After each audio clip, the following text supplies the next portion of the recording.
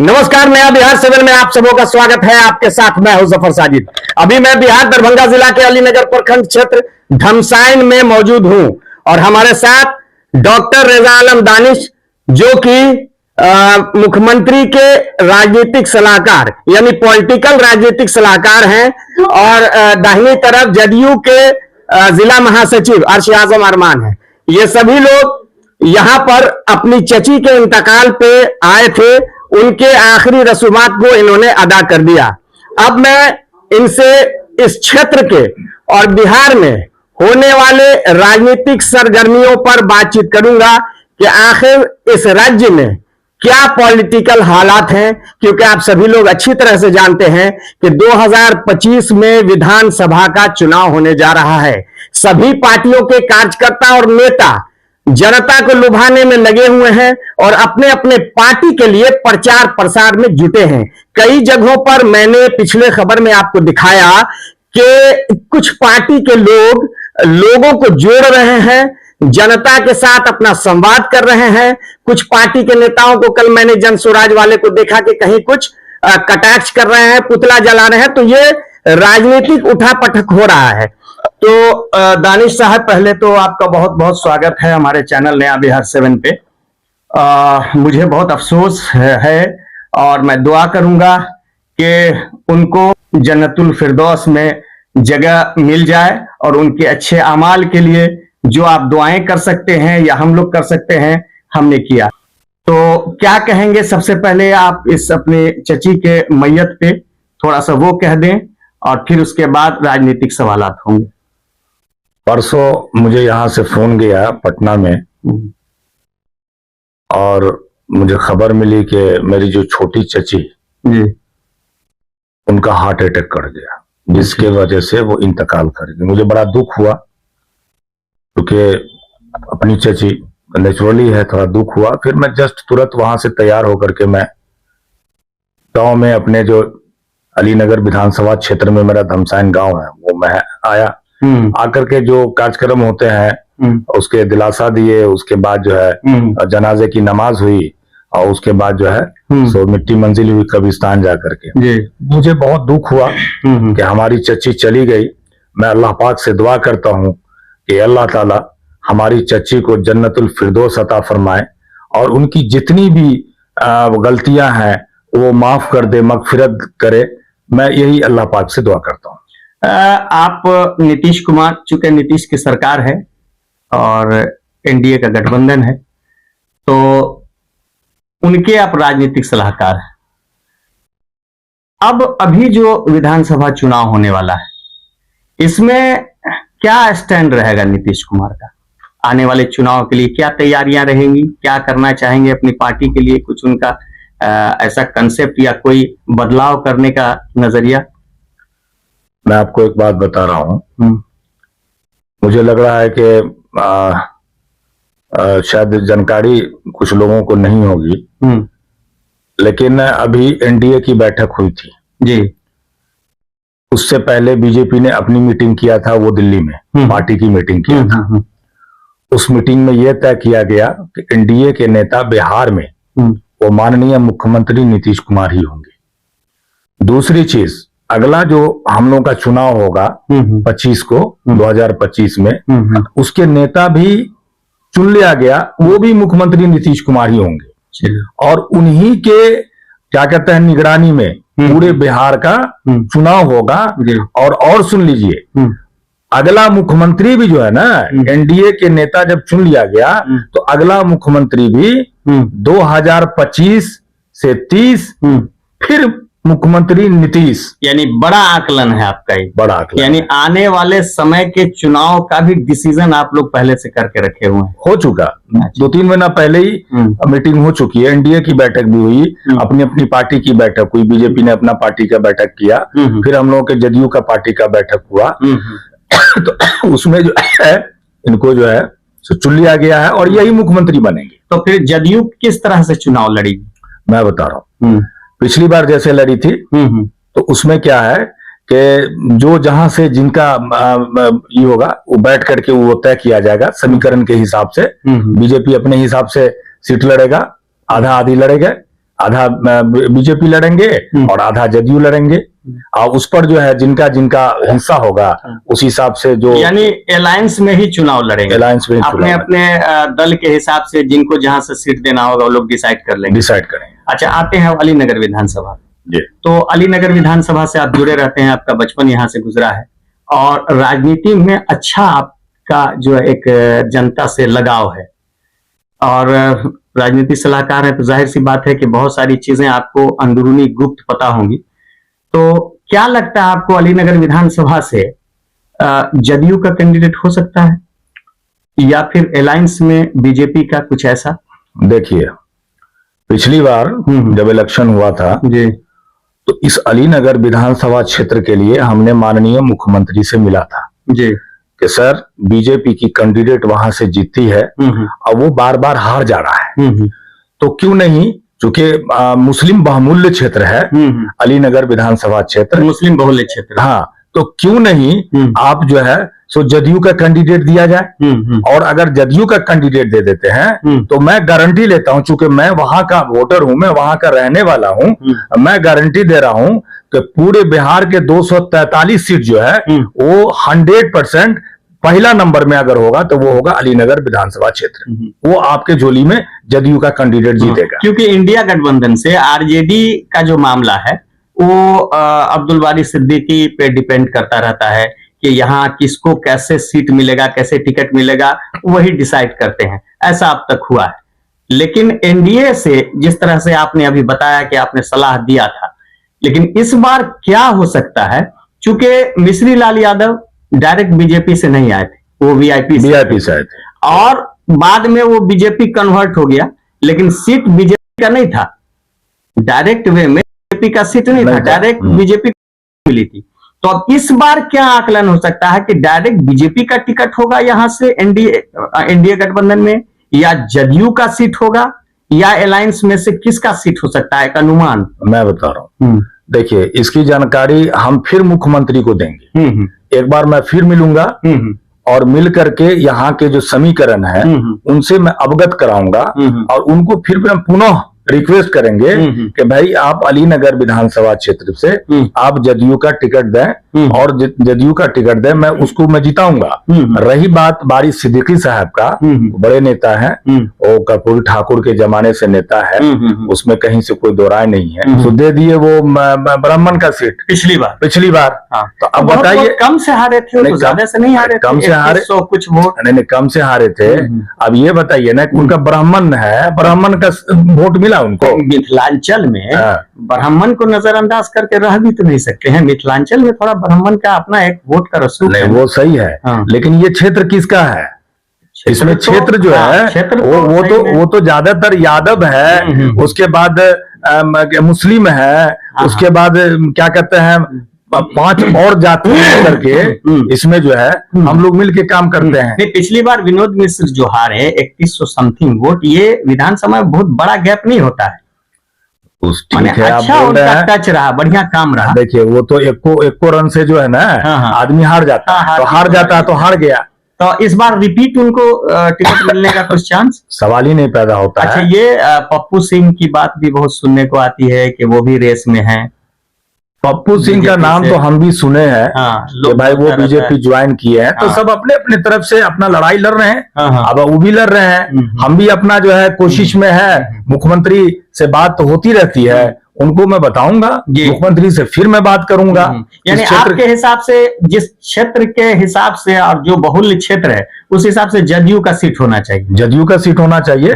इसलिए कि जदयू के सीट इसलिए होना चाहिए कि माननीय मुख्यमंत्री नीतीश कुमार के निगरानी में इस क्षेत्र का विकास हुआ है, इसमें कोई शक नहीं, ये तो नो डाउट, इसमें कोई शक नहीं है। बल्कि पूरे बिहार में जिस तरह से माननीय मुख्यमंत्री नीतीश कुमार ने विकास किया है, वो पूरे हिंदुस्तान में आजादी के बाद पूरे हिंदुस्तान के किसी भी प्रदेश में इतना विकास कहीं नहीं हुआ। अच्छा, अगर बाय द वे जदयू का सीट होता है तो आपके नजर में कोई ऐसा योग्य कैंडिडेट? मुझे तो ऐसा समझ में नहीं आ रहा कि कोई इस तरह का है। हम देखिए, मैं अपनी बात कर रहा हूं कि मैं तो देख रहा हूं कि मैं मंत्री हूं, न मैं विधायक हूँ, न चेयरमैन हूँ। एक माननीय मुख्यमंत्री के मैं सिपाही हूँ। बहुत बड़ा पोस्ट होता है। नहीं ठीक है, सिपाही हूँ, और सिपाही के तौर पे जो मंत्री नहीं करते हम उससे ज्यादा हम अपने क्षेत्र के लिए कर रहे हैं। अगर जदयू का सीट टिकट बंटवारा करने का निर्णय सुप्रीमो ने ले लिया, आला कमान ने, और यहाँ अलीनगर विधानसभा से अगर एनडीए में इस तरह की बात हुई, तो आप अपने आप को इस जगह में कैसे देखते हैं? अगर मुख्यमंत्री हमको जिम्मेदारी देंगे इस क्षेत्र के लिए तो मैं तैयार हूं, और मैं लड़ूंगा, और लड़ करके मैं जीत करके दिखाऊंगा। इसलिए कि जिस तरह से मैंने इस क्षेत्र के लिए काम किया है, जिसको मैं नहीं भी पहचानता वो लोग भी आ जाते हैं, अब बोलते हैं कि दानी साहब देखिए ये प्रॉब्लम है, हम सॉल्व कर देते हैं। हम जहां तक होता हम मदद। आप जनता से जुड़े रहते हैं, मैं भी देखता हूं, समाज में भी आपकी इज्जत है, ये सही बात है। अगर आपको ये जिम्मेदारी मिले तो आप इसको निभाएंगे? मैं निभाऊंगा, और ये क्षेत्र के लोग हमारे परिवार हैं, हमारा कोई बोझ नहीं है। और ये हमारे क्षेत्र के जितने भी लोग 3.5 लाख से ऊपर ही हमारे लोग हैं, हमारे 3.5 लाख के परिवार है, हमारा अपना घर का परिवार। जी जी। और मैं उसको अपने परिवार की तरह मैं देखता हूँ। तो इसलिए हम सबको क्या कहते हैं, थैंक्स कहता हूँ। सारे लोगों को मैं बहुत धन्यवाद देता हूँ कि सब के सब लोग हमको प्यार करते हैं, हमें ध्यान रखते हैं, हमें याद करते हैं, और सारे लोगों का मैं मदद करता हूँ। जहां तक होता है मैं सामाजिक काम में लगा रहता हूँ, जहां जो होता है मैं करता रहता हूँ। मैंने जो इंट्रोड्यूस किया आपको डॉक्टर रेजालम दानिश करके, तो ये डॉक्टरेट की डिग्री जो दिल्ली में आपको मिली वो कैसे और किसने दिया? देखिए, ये एक्चुअली अमेरिका के एक यूनिवर्सिटी है। वो यूनिवर्सिटी पिछले कई वर्षों से हर साल वो एक डॉक्टरेट उपाधि देती है। जैसे उस यूनिवर्सिटी ने अमिताभ बच्चन को दिया, जैसे उनके हिसाब से जो योग्य इस तरह का लगता है कि वो सर्वे करते हैं, वो सर्वे करते हैं, पूरे हिंदुस्तान में सर्वे करते हैं, हर प्रदेश में सर्वे करते हैं। तो एक बार अमिताभ बच्चन को दिया, फिर उसके बाद शाहरुख खान को दिया, उसके बाद मनोज बाजपेयी को दिया, उसके बाद असरानी, मैंने बहुत सारे, उसी संगठन ने आपको भी दिया। तो जो संगठन उन लोगों को दिया, तो अब बिहार का जब नंबर आया तो बिहार में एक हमें चुना गया, एक पूर्व सभापति और पूर्व क्या कहते हैं ये मदरसा बोर्ड के चेयरमैन वो सलीम परवेज साहब को चुना गया।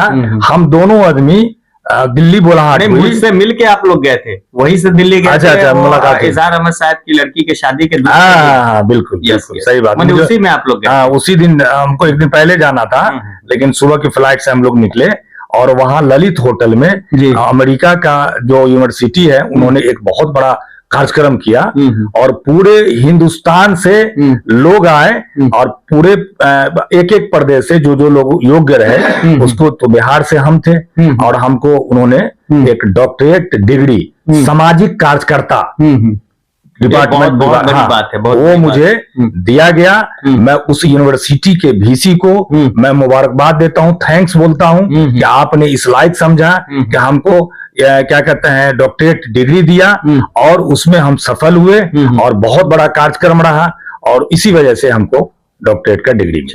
तो आखिरी में जनता से, जो जनता आने वाले 2025 के चुनाव का इंतजार कर रही है, अगर यहां जदयू का सीट होता है, टिकट आपको मिल जाता है, पार्टी अगर ये डिसाइड करती है, तो आप जनता से क्या अपील करना चाहेंगे? जनता से मैं अपील ये करना चाहूंगा कि अगर मुझे माननीय मुख्यमंत्री नीतीश कुमार, मुझे लग रहा है कि मुझे ही टिकट मिलेगी, जहां तक हमसे बातें हुई है, अगर मुझे टिकट मिल जाती है तो मैं इतना जरूर मैं अपने पूरे जनता को कहूंगा, अपने अलीनगर विधानसभा क्षेत्र से, कि जो पूरे बिहार में माननीय मुख्यमंत्री ने एक चमत्कार किया विकास के लिए, मैं पूरे 243 जो हमारी सीटें हैं पूरे बिहार में, उसमें से मैं आपको बता दूं कि अलीनगर नंबर 1 रहेगा, और अलीनगर को मैं मुंबई बना दूंगा। वाह वाह, चलिए हमारी शुभकामनाएं आपके साथ हैं, और हमारे साथ बात करने के लिए बहुत बहुत धन्यवाद। आप जिला महासचिव हैं, जदयू के लिए काम करते रहते हैं, क्षेत्र में आपको सब लोग जानता है। आपसे एक छोटा सा सवाल ये रहेगा कि मैंने पिछले दिनों देखा कि जन स्वराज वाले इस क्षेत्र में उन स्टूडेंट के साथ रहकर, जिन स्टूडेंट के साथ थोड़ी सी ज्यादती हुई है, पुलिस की लाठियां चार्ज हुई, जो खबरों की सुर्खियां हैं, बीपीएससी वाले परीक्षा के मामले में जो लड़के धरना प्रदर्शन या आंदोलन कर रहे थे, उन लोगों पे जो लाठियां चार्ज हुई, इस लाठी चार्ज के खिलाफ जन स्वराज वाले ने बीते दिन अलीनगर चौक पर पुतला दहन किया। तो इस तरह का जो लोगों ने विरोध प्रदर्शन किया है सरकार के खिलाफ, इस पर क्या कहेंगे? देखिए, बीपीएससी के छात्रों पे जो लाठीचार्ज किया गया, इसके समर्थन में मैं नहीं हूं। बेशक। लेकिन प्रशांत किशोर जो इस मुद्दे पे राजनीति किए हैं, वो एक राजनीति की हैसियत से ही देखा जा सकता है कि उकसा करके उन्होंने मामले को तुल देने का काम किया। हालांकि हम भी निंदा करते हैं कि स्टूडेंट पर इस तरह से बर्बरता से लाठीचार्ज नहीं करना चाहिए। मैं भी निंदा करता हूं, चाहे प्रशासन करें या प्रशासन के ऊपर पॉलिटिशियन करवाएं, जो कोई भी करवाएं, इसका असर सरकार पे पड़ता है। देखिए, मैं बता रहा हूं, कुछ तो माननीय मुख्यमंत्री नीतीश कुमार जी को बदनाम करने के लिए कुछ मामला करवाया जाता है। इस बात को हम नहीं कह सकते कि जो पुलिस वाले ने जो छात्र के साथ जो काम किया है वो बहुत अच्छा किया है। कौन आदमी कह सकता है? कोई नहीं कहेगा, कोई नहीं कहेगा ये। जिसके पास भी, क्योंकि जितने भी आईएएस आईपीएस हैं वो छात्र से ही बढ़ करके जो है अपने पद पे है। उन्होंने तो गलती किया है, लेकिन एक साजिश का ये मुद्दा है, साजिश का बदनाम करने के लिए। बिहार के टॉप शिक्षक खान सर भी इस आंदोलन में मुलविस थे। उनको बेहोशी आया, हॉस्पिटल गए, और इस आंदोलनकारियों के वो भी साथ हैं, जबकि उनका स्टूडेंट के बीच में बहुत अच्छा पकड़ है। पूरे हिंदुस्तान में वो भी खिलाफ है। देखिए, हमसे ज्यादा आप समझ रहे हैं बात को। एक होता है कि हम छात्र के साथ खड़े होना, हम विरोध प्रदर्शन कर सकते हैं दायरे में रह करके। एक होता है कि अपने चेहरों को चमकाना। तो प्रशांत किशोर जी या उनके कार्यकर्ता जो अलीनगर चौक पे या फिर बिहार के किसी भी चौक चौराहे पे नीतीश जी का उन्होंने जो ये क्या नाम है पुतला दहन किया है, आप खुद अपने दिल पे हाथ रख करके बोलिए कि नीतीश कुमार जी ने जो बिहार में किया है वो पूरे देश के किसी मुख्यमंत्री ने नहीं किया। अच्छा, अलीनगर विधानसभा में हर पार्टी का लोग पांव पसारने की कोशिश कर रहा है, तो इस विधानसभा में आने वाले 25 में ये जन स्वराज का क्या पकड़ रहेगा, क्या सीट रहेगी, या उसका जो टिकट मिलेगा जिसको भी अलीनगर विधानसभा से, तो इस विधानसभा में सीट को निकाल लेगा जनसभा। आप अलीनगर विधानसभा की बात कर रहे हैं, मैं पूरे देश की बात कर रहा हूँ कि अगर 2025 में एक सीट अगर प्रशांत किशोर जी अगर निकाल ले तो मैं नेतागिरी छोड़ दूंगा। ये बहुत बड़ी बात, बड़ा दावा है आपका ये। तो और हर जगह वो जाके लोगों को प्रखंड स्तरीय कार्यक्रम कर करके इस तरह से जोड़ रहे हैं प्रशांत किशोर कि ऐसा लग रहा है कि कई विधानसभा सीट ले आएंगे। वो बगैर कुछ किए हुए जोड़ रहे हैं। मुख्यमंत्री ने अंधेरे से उजाले की तरफ बिहार को ले गए। बात समझिएगा। आज अगर कांग्रेस से दिल्ली को जो है, कांग्रेस से अगर आम आदमी पार्टी ली, केजरीवाल ने दिल्ली को दिल्ली बनाया, विदेश की तरह लगता है। पक्ष में रहे या विपक्ष में रहे, हक बात तो बोलना है।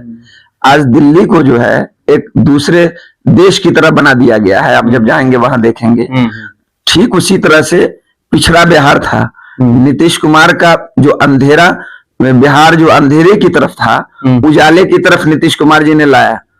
तो वो जो प्रशांत किशोर जी जो हवा दे रहे हैं, अपने नेतागिरी को चमका रहे हैं नीतीश कुमार का विरोध करके। अक्सर आप देखेंगे किसी आदमी को अगर कुछ बोलना होता है, हिट लिस्ट में आना होता है कि हम बड़े स्तर पे लोग हमको समझे, बहुत बड़ी तो बड़े नेता की विरोध करते एक बड़ा सराहनीय कदम जो मैं भी तायीद करता हूं, सपोर्ट करता हूं, इस बात का समर्थन करता हूं कि नीतीश कुमार ने जो सपना देखा और जो शुरू किया, वो दरभंगा एम्स को पूरा अंजाम तक पहुंचाया। नीतीश कुमार की ही देन है। दरभंगा में एम्स का शोभन में बनना ये नीतीश कुमार की देन, नीतीश कुमार की देन है। मैं बता रहा हूँ, आज से 15 साल पहले मैं दिल्ली गया हुआ था, वहां रहता था। तो वहां जब लाइट का जो मामला होता था ना, तो हम लोग सोचते थे कि हमारे गांव घर में भी इस तरह का मामला हो। अलीनगर दरभंगा में क्यों, ग्रामीण क्षेत्र में क्यों नहीं लाइट होगी रात में?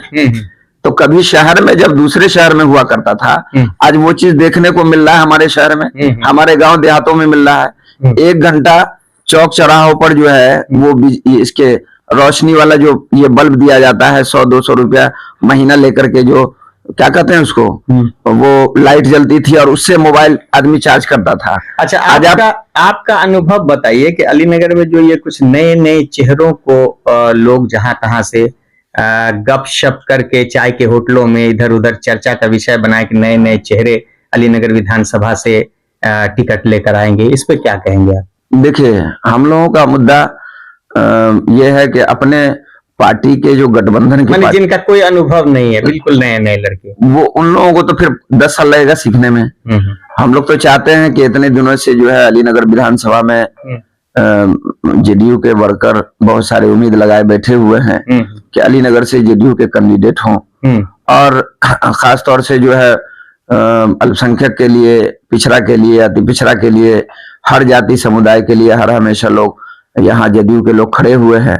तो हम तो चाहेंगे कि हमारे पार्टी के लोग, हमारे पार्टी के लोगों को जो है टिकट मिले, और उसमें भी खास तौर से हम चाहेंगे कि हमारे बड़े भाई हैं, गार्जियन के हैसियत से हैं, रजा आलम दानिश साहब हैं, तो बगैर विधायक बने हुए यहाँ क्षेत्र में लोगों का काम करते हैं। हम तो चाहेंगे कि हमारे अपने खास तौर से जो जदयू के लोग हैं वो लोग विधायक बने, ताकि यहाँ जो नीतीश कुमार का जो बोर्ड लगता है हर रोड चौक चौराहों पे, वहां पे हम लोगों का भी जो है चर्चा हो कि भाई जदयू में, चलिए, जदयू के कार्यकर्ताओं को ताकत मिलती है इससे, अपने विधायक से। चलिए, समय की बहुत कमी है, ठीक है, मेरी आशा आप लोगों के साथ है।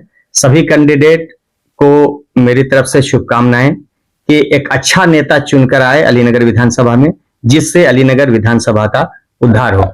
आज के लिए बस इतना ही, हमें दीजिए इजाजत। जय हिंद, जय बिहार। सभी ताजा तरीन खबरों के लिए देखते रहिए नया बिहार। और हाँ, आप अपने कीमती सुझाव हमारे कमेंट बॉक्स में जरूर दीजिए, और सभी देशवासियों को हमारे नया बिहार 7 और जफर साजिद की ओर से हैप्पी न्यू ईयर, नए साल की ढेर सारी शुभकामनाएं।